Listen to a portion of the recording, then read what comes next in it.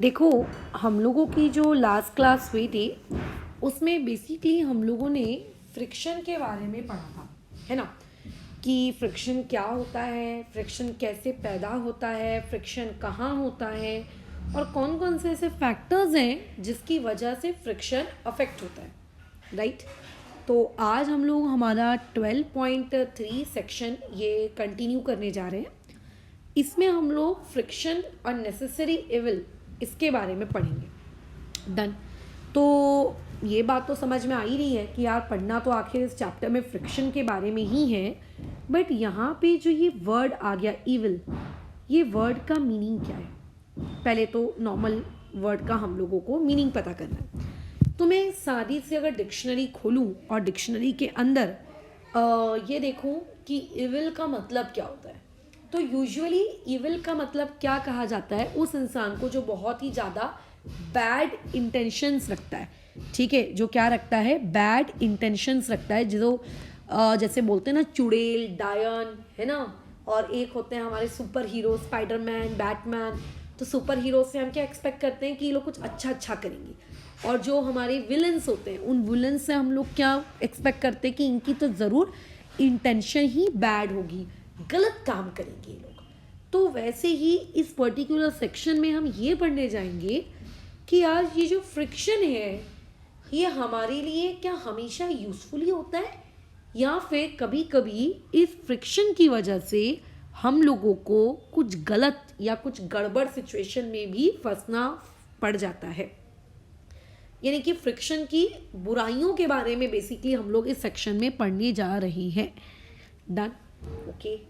तो देखो, फ्रिक्शन के बारे में अभी तक आपने क्या बताया कि फ्रिक्शन की वजह से कई बार हमारा जो काम है वो मुसीबत में आ जाता है। जैसे कि अगर मान लेते हैं कोई एक ऐसी सरफेस है जो कि बहुत ही रफ है, रफ, तो रफ सरफेस में अगर आप चलते हो तो आपके पाँव के जूते, चप्पल जो भी आपने पहन कर रखा है उसके और सरफेस के बीच में इंटरलॉकिंग हो जाती है, राइट? हमने इंटरलॉकिंग के बारे में लास्ट क्लास में बात की थी।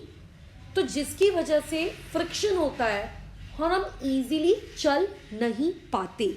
चाहे आप चलने की बात करो या किसी गाड़ी को ड्राइव करने की बात करो, ठीक है, इंटरलॉकिंग हो जाती है, फ्रिक्शन बढ़ जाता है और इजीली मूवमेंट नहीं हो पाता। बट अगर मान लेते हैं एक ऐसी सरफेस है जिस पे पानी है, जिस पे कुछ ऑयल गिरा है, जिस पे लेट्स से ग्लिसरीन गिरी है, कोई मॉइस्चराइजर या तेल या कोई भी चिकना सामान गिरा हुआ है, और ऐसे में अगर आपका पाँव उस पर्टिकुलर फर्श पे चला गया तो क्या होता है? आप धाएं से स्लिप करके गिर जाते हो और आपको चोट लग जाती है ना?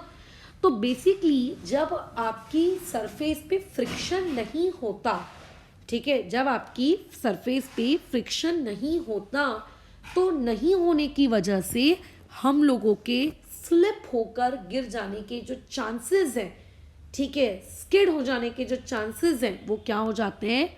बढ़ जाते हैं। और ऐसे केस में हम लोगों को क्या हो जाती है? चोट लग जाती है, ठीक है।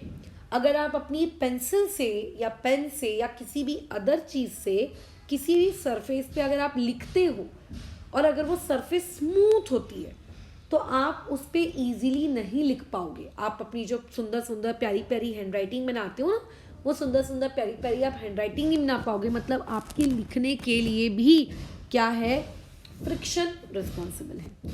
गाड़ियाँ जो रोडों पे चलती हैं तो रोड और टायर इन दोनों के बीच में फ्रिक्शन होता है। जैसे कई बार कैसा होता है, गाड़ी को अगर हम बहुत ज़्यादा यूज़ करते हैं तो जो गाड़ी के टायर्स होते हैं वो यूज़ हो होकर आप देखना टायर्स के ऊपर ना ऐसी ऐसी अजीबोगरीब डिज़ाइंस बनी होती है।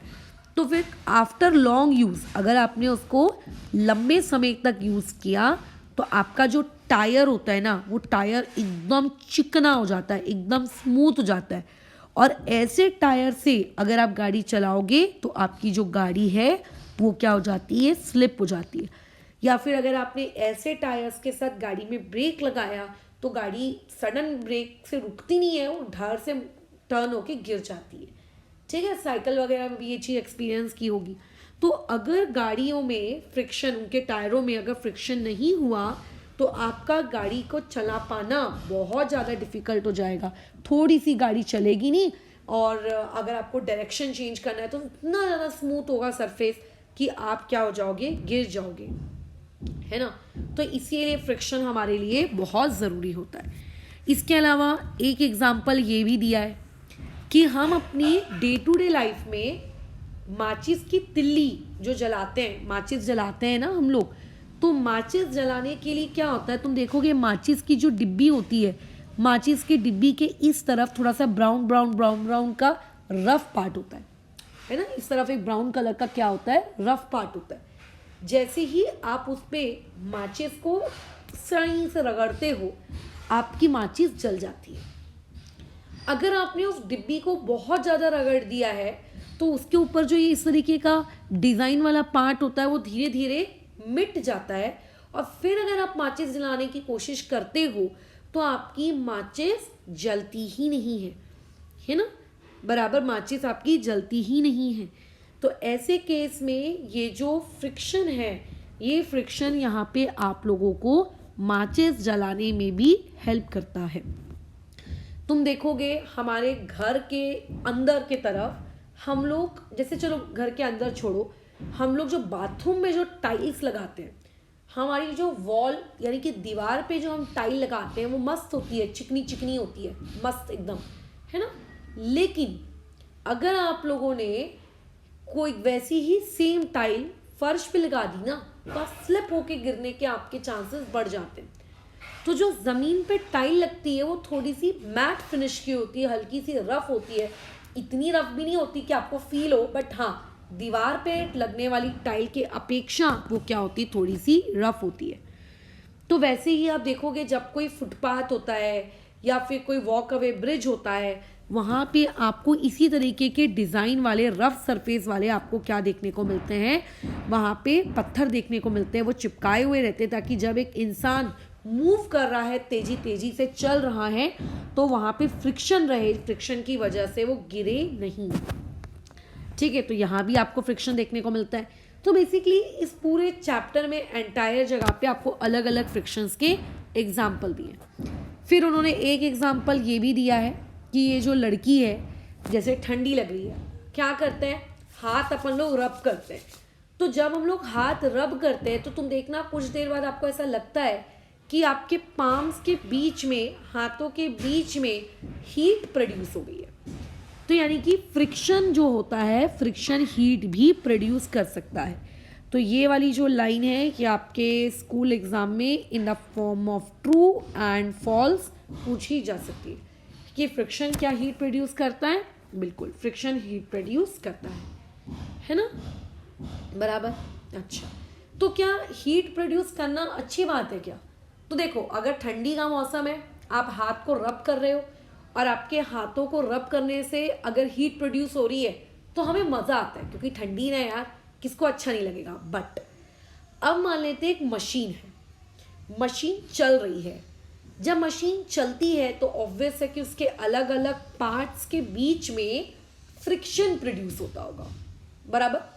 फ्रिक्शन की वजह से मशीन के अंदर हीट प्रोड्यूस होती होगी, और जब मशीन के अंदर हीट प्रोड्यूस होती है तो उस हीट का हम यूज़ तो नहीं कर सकते हैं। जैसे कई बार टीवी चलते चलते गर्म हो जाती है, तो जब टीवी आपकी चलते चलते गर्म हो जाती है तो आप उस गर्म टीवी के ऊपर कपड़े रख के प्रेस तो नहीं करते हो।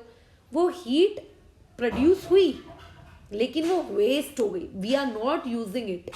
और ऐसे में जब मशीन गर्म हो जाती है ना, तो वो चलने के लिए ज़्यादा बिजली खींचती है। ठीक है, वो चलने के लिए ज़्यादा बिजली खींचती है। तो ऐसे केस में बिजली भी ज़्यादा खर्च हो रही है मशीन के गर्म होने की वजह से। तो हम ये सोचते हैं कि यार ये मशीन आखिर गर्म हुई क्यों हुई। हमारे दिमाग में एक क्वेश्चन आता है कंटिन्यूसली, यार कि क्यों ये मशीन गर्म हो रही है। तो हम ये देखते हैं कि अच्छा यार, ये मशीन जो है आप लोगों की फ्रिक्शन की वजह से गर्म हो रही है। फ्रिक्शन की वजह से एक तो वो हीट प्रोड्यूस हो रही है, वो हीट वेस्ट भी हो रही है, प्लस उस मशीन ने ज़्यादा इलेक्ट्रिसिटी खींचना शुरू कर दिया है, जिसकी वजह से बिजली भी बर्बाद हो रही है। तो हम लोग अपने दिमाग पे जोर डालते हैं कि यार मैं ऐसा क्या करूं कि कम हीट प्रोड्यूस हो। तो यार हीट प्रोड्यूस हो क्यों रही है, तुम वो सोचो ना। तो तुमने ये देखा कि अच्छा यहाँ पे हीट प्रोड्यूस हो रही है ड्यू टू फ्रिक्शन। अगर हम फ्रिक्शन को कम कर दें तो हीट कम प्रोड्यूस होगी, कम वेस्टेज होगा, कम इलेक्ट्रिसिटी यूज होगी। तो नाउ हमारा पर्पस क्या है, फ्रिक्शन को कम करना। ठीक है, यहाँ पे हमारा पर्पस क्या है, फ्रिक्शन को कम करना। तो हम अपना दिमाग चलाएंगे कि ऐसा मैं क्या करूं कि जिससे मेरा फ्रिक्शन कम हो जाए। बट जब आप साइकिल चलाते हैं, अगर आप अपने साइकिल की जो चेन होती है, अगर आप उसमें proper time to time oiling ना करें तो ऐसी साइकिल चलाने में बहुत एफर्ट्स लगते हैं, टाइट हो जाती है ना चेन।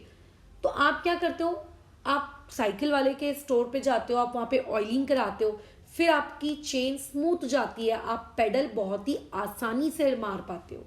राइट, क्या सही कह रही हूँ, पेडल आप बहुत ही आसानी से मार पाते हो।